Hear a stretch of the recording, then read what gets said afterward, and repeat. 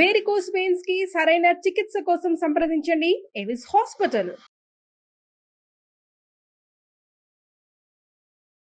నమస్తే, welcome to Suman TV. నేను మీ యామ్ని. ప్రస్తుతం మనతో ఉన్నారు ప్రముఖ ఆధ్యాత్మికవేత్త డాక్టర్ అనంతలక్ష్మి గారు ఉన్నారు. అమ్మతో మనం మాట్లాడదాం. నమస్తే అమ్మ. నమస్తే తల్లి. అమ్మ, ఇప్పుడు గాయత్రి మంత్రాన్ని చాలా చదువుకోమని చెప్తూ ఉంటారు, చాలాసార్లు పఠించమని చెప్తూ ఉంటారు. అది చదివిన తర్వాతకి మనకి చాలా ఒక పవర్ ఉంటుంది, శక్తి ఉంటుంది అని అంటూ ఉంటారు. నిజంగా ఆ మంత్రానికి మనం చదివినట్లయితే అంత శక్తి ఉంటుందమ్మా మనకి? అమ్మ, మంత్రం అంటే మననాత్ త్రాయతే ఇది మంత్రం. మననం చేస్తూ చేస్తూ చేస్తూ ఉంటే రక్షించేది అని అర్థం. సాధారణంగా ప్రతి మంత్రం ఒక పదం ఉంటుంది. ఆ పదం ఒక దైవాన్నో ఒక దేవతా శక్తినో సూచిస్తుంది. రామ అంటే రాముడు, నమశివాయ అంటే శివుడు, శ్రీమాత్రే నమః అంటే అమ్మవారు కనపడతారు. గాయత్రి మంత్రంలో ఏ దేవత పేరు లేదు, ఉండవు, అని బీజాక్షరాలే ఉంటాయి. చివరి మాత్రం ధియో యో న ప్రచోదయాత్ అని. నా బుద్ధులను ఎవరైతే ప్రచోదన చేస్తున్నారో అంతే, అందులో అంతే. అంత అదొక్కటే అర్థవంతమైన పదం. అక్కడ ఇంకా చెప్పేది ఎవరినంటే తత్సవితుర్ వరేణ్యం. ఏ నా బుద్ధులను ప్రచోదన చేసేటటువంటి సవిత అనబడే దేవత, వరేణ్యం శ్రేష్టమైనటువంటి దాన్ని, అంతే. అదే నమస్కారం చేస్తున్నాను ఏమన్నా ఉందా? ఏమీ లేదు కదా. ఈ సవిత అంటే సూర్యుడు. సూర్యుడు మన బుద్ధుల్ని ప్రచోదన చేస్తున్నాడు. చంద్రుడు మనఃకారకుడు ఎట్లాగో సూర్యుడు ఆత్మకారకుడు. ఆత్మకారకుడైనటువంటి సూర్యుడు ఏం చేస్తాడు? రోజు మనని తట్టి నిద్ర లేపుతాడు. లేపుతాడా లేదా?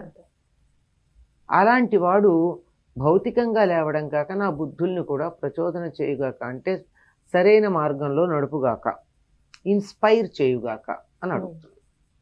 ఇందులో ఏదో మతానికి సంబంధించిందమ్మా? నా బుద్ధులు సవ్యంగా ఉండుగాక అన్నది ఒక మతానికి సంబంధించిందా? ఒక కులానికి సంబంధించిందా? ఒక దేశానికి, ఒక జాతికి సంబంధించిందా? కాదు, సర్వ మానవాళి కోరుకోదగినటువంటిది, కోరవలసినటువంటిది ఇది. అందువల్లే నగాయత్ర్య పరమం మంత్రం అని ఉన్నారు. గాయత్రిని మించినటువంటి మంత్రం లేదు. చాలా గొప్పదైనటువంటిది గాయత్రి మంత్రం.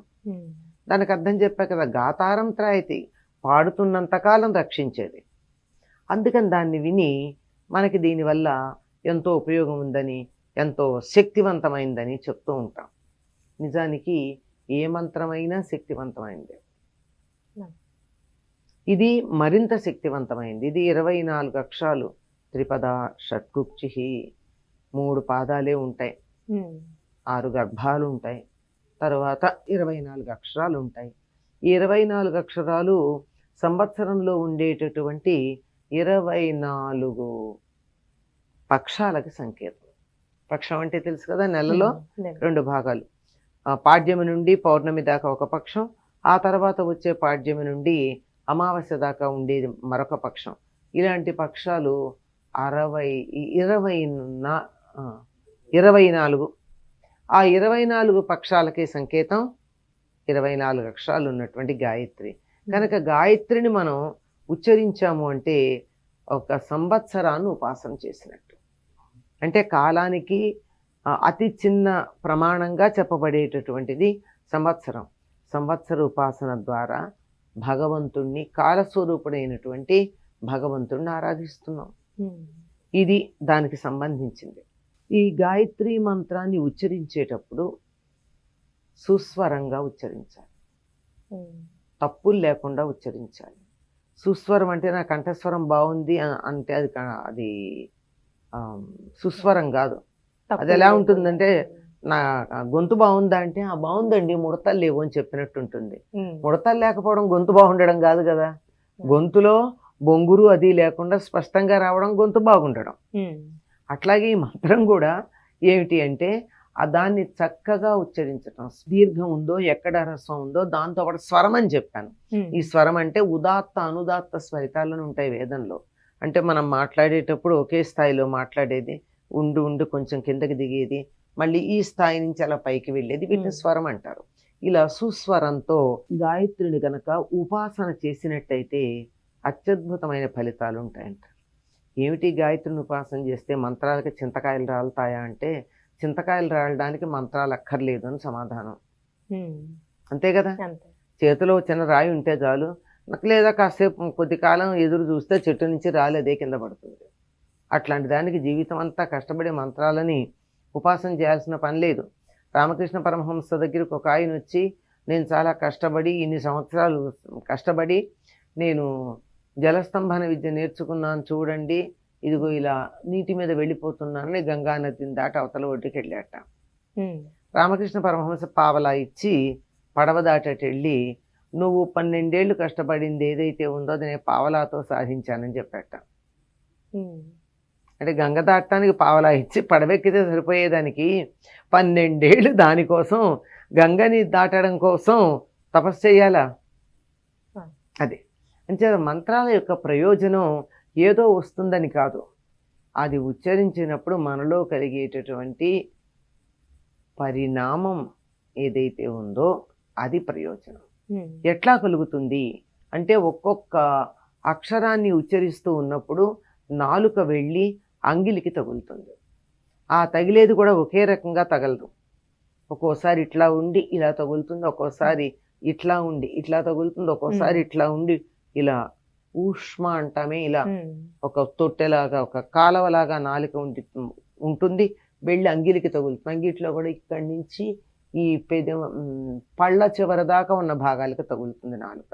అలా తగిలి ప్రత్యేకమైన అక్షరాలు తయారవుతాయి. మనం మాట్లాడేటప్పుడు కూడా మనకి తెలియకుండానే ఈ పనంతా చేస్తున్నాం. ఇంత బాగా ఈ ఉచ్చారణ చేసేటప్పుడు ఈ అంగిలికి తగిలినప్పుడు అక్కడ ఉండేటటువంటి నాడుల యొక్క కొసలు ఉత్తేజితం అవుతాయి. తద్వారా శరీరంలో మార్పు వస్తుంది, ఆరోగ్యం కలుగుతుంది. నాడీ మండలం సవ్యంగా ఉంటే శరీరం అంతా బాగున్నట్టే కదా.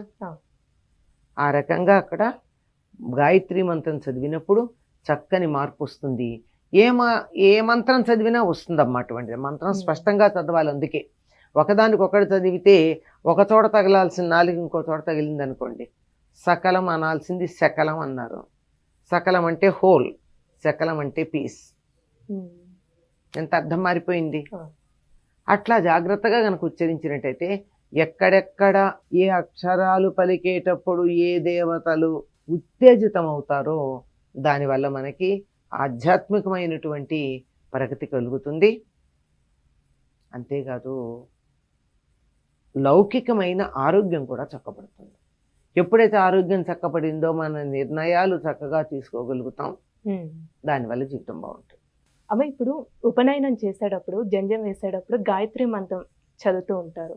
అసలు ఆ ప్రాధాన్యత ఎందుకమ్మ ఉపనయనం చేసేటప్పుడు ఆ మంత్రానికి? ఇప్పుడు మంత్రం ఉపదేశం చేసి ఆ ఉపదేశం చేసిన మంత్రం ధ్యానం చేయదు, వాళ్ళు జపించాలి కదా. దానికి ఉపదేశం చేసే సమయం ఉపనయనం. అక్కడి నుంచి వేదాధ్యయనానికి అధికారం వస్తుంది. అంటే ఎన్నిసార్లు చదువుకోవాలమ్మా ఈ గాయత్రి మంత్రం వాళ్ళు? తప్పనిసరిగా దశ గాయత్రి అంటారమ్మా. చేతిలో జంజం ధరించి కనీసం తొందర ఉంటే కనీసం ఒక 10 సార్లు చదవాలి. 10 సార్లు లేదంటే 108 లెక్క మనకుండానే ఉంది. చాలా చక్కగా తెలియజేశారమ్మా, ధన్యవాదాలు. ధన్యవాదాలమ్మా. సుమన్ టీవీలో మీ పర్సనల్ అండ్ బిజినెస్ ప్రమోషన్స్ కోసం కింది నెంబర్కి కాంటాక్ట్ చేయండి.